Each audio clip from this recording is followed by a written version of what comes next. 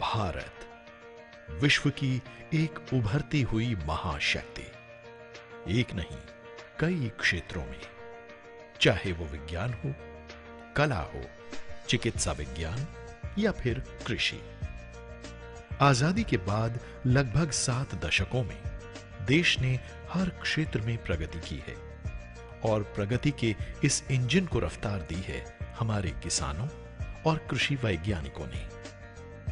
देश के लगभग 61% भूभाग पर खेती होती है और ये आवश्यक भी है, क्योंकि जब देश के नागरिकों को भरपेट खाने को नहीं मिलेगा, उनकी सोचने की शक्ति भी अपनी पूरी क्षमता हासिल नहीं कर पाएगी।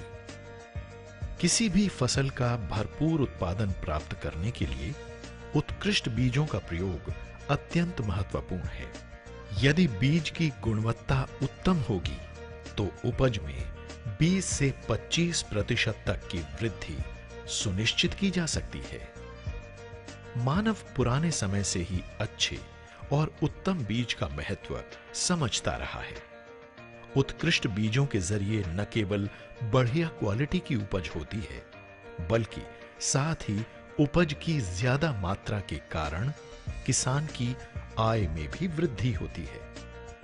शायद इन्हीं बातों को ध्यान में रखते हुए एक पुरानी कहावत मशहूर है, जैसा बोओगे वैसा काटोगे।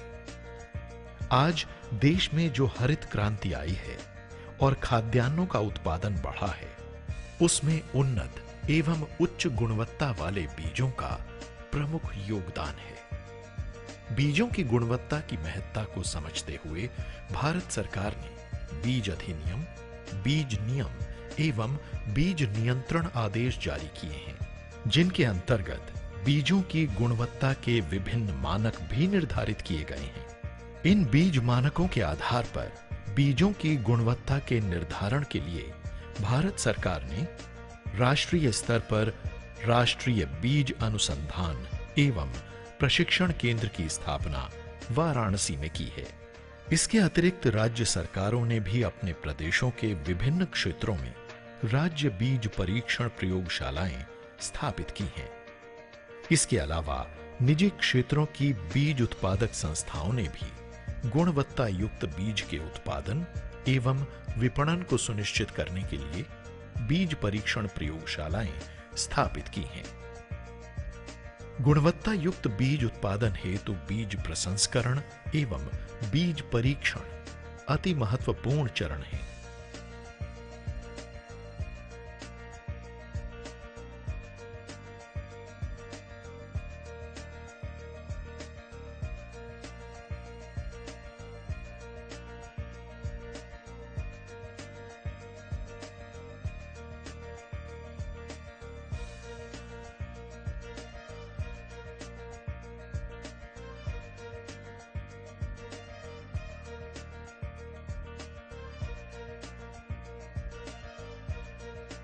फसल की कटाई व गहाई के बाद उसको उचित नमी तक सुखाना, उसकी सफाई, छटाई व उपचार के बाद बोरों या थैलियों में भरकर भंडारण करना बीज प्रसंस्करण कहलाता है। बीज प्रसंस्करण प्रक्रिया में बीजों को सर्वप्रथम उचित नमी तक सुखाया जाता है, जिससे वो भंडारण के दौरान खराब न हो। बीज प्रसंस्करण प्रक्रिया में बीज शुष्कन, बीज क्लीनर ग्रेडर, खांचेदार बेलन पृथक्कारक, अपेक्षित गुरुत्व पृथक्कारक, बीजोपचारक तथा बीज पैकिंग इत्यादि मशीनों का प्रयोग किया जाता है। इन मशीनों द्वारा बीजों की सफाई करके उसमें से भूसा, कूड़ा, मिट्टी आदि को अलग कर लिया जाता है, जिससे शुद्ध बीज का प्रतिशत बढ़ जाता है। इसके बाद बीजों का श्रेणीकरण किया जाता है तथा हल्के, कटे, छोटे व रोगग्रस्त बीजों को हटा लिया जाता है। इसके बाद बीजों को रोग व कीटों से बचाव हेतु रसायन द्वारा उपचारित किया जाता है। प्रसंस्कृत शुद्ध बीजों की आवश्यकता अनुसार थैलियों व बोरों में पैकिंग की जाती है। इसके उपरांत बीजों को गुणवत्ता जांच हेतु बीज परीक्षण प्रयोगशाला में प्रेषित किया जाता है। सबसे पहले बीज के प्रेषित नमूने को बीज विभाजक उपकरण की मदद से कार्यकारी नमूने में विभाजित कर लेते हैं, जिस पर बीजों का परीक्षण किया जाता है। सर्वप्रथम बीजों की भौतिक शुद्धता की जांच की जाती है। बीज नमूने में कंकड़, पत्थर, मिट्टी के ढेले, धूल, भूसा, पौधों के डंठल, कवकों के बीजाणु, अन्य फसलों के बीज जो आकार एवं रंग में समान हो, या खरपतवारों के बीजों का मिश्रण नहीं होना चाहिए। इनसे बीज की गुणवत्ता पर विपरीत प्रभाव पड़ता है।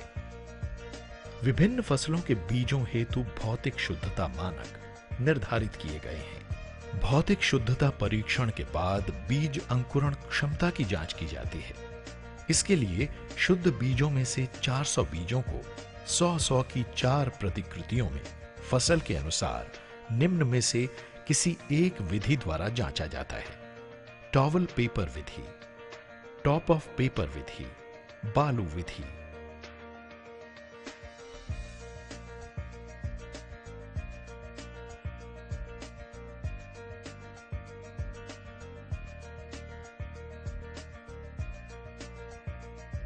उपरोक्त विधियों में बीज नमूने को निर्धारित तापमान एवं आर्द्रता पर निश्चित समयावधि तक वृद्धि कक्ष में रखते हैं।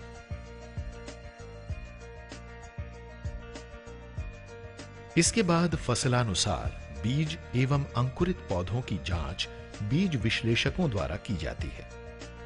अंकुरित पौधों को सामान्य पौध, असामान्य पौध, कठोर बीज, ताजे अनंकुरित एवं मृत बीजों की श्रेणी में विभाजित करते हैं। सामान्य एवं कठोर बीजों की संख्या मानकों के अनुरूप होने पर ही बीज को आदर्श बीज की श्रेणी में रखा जाता है और ऐसे बीज को ही फसल उत्पादन हेतु प्रयोग में लाना चाहिए। अतः उत्कृष्ट बीज प्रयोग करके किसान अच्छा फसलोत्पादन करके अपनी आर्थिक स्थिति मजबूत कर सकते हैं। अंकुरण के अलावा बीज नमी भी बीज गुणवत्ता निर्धारित करने का प्रमुख मानक है। समुचित बीज नमी होने पर भंडारण के दौरान बीज जनित रोगाणुओं की वृद्धि कम होती है और बीज की भंडारण क्षमता बढ़ जाती है। बीज का आनुवंशिक रूप से शुद्ध होना भी अत्यंत आवश्यक है। बीज में अन्य प्रजातियों एवं अन्य फसलों के बीजों की मात्रा के मानक भी निर्धारित हैं। किसानों को बीज की जीवन क्षमता की जांच के बारे में भी पूर्ण रूप से वाकिफ होना चाहिए। जीवन क्षमता जांच हेतु बीजों को टेट्राजोलियम क्लोराइड लवण के घोल में भिगोकर जीवित बीज के भ्रूण में लाल रंग देखते हैं। स्वस्थ बीज ही स्वस्थ सामान्य पौध में परिवर्तित होता है। इसके अतिरिक्त बहुत से बीज जनित रोग भी बीज के द्वारा फैलते हैं। बीज स्वास्थ्य परीक्षण, बीज पर विभिन्न बीमारियों के लक्षणों, रोग कारकों के बीजाणुओं, दृष्टिगत अवलोकन विधियों जैसे अगर प्लेट विधि, ब्लॉटर विधि इत्यादि तथा आधुनिक जैव प्रौद्योगिकी विधियों के द्वारा किया जाता है। ये एक अति महत्वपूर्ण परीक्षण है, क्योंकि इसके परिणाम के आधार पर ही बीज शोधन हेतु उपयुक्त रसायन, कवकनाशी, जीवाणुनाशी, कीटनाशी का चयन किया जाता है। विभिन्न आपत्तिजनक बीजोड़ रोगों हेतु मानक निर्धारित किए गए हैं।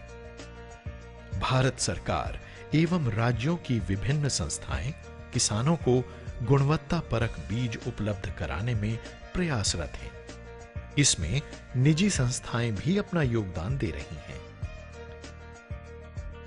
बीजों की गुणवत्ता किसानों की खुशहाली व समृद्धि के लिए मार्ग प्रशस्त करती हैं।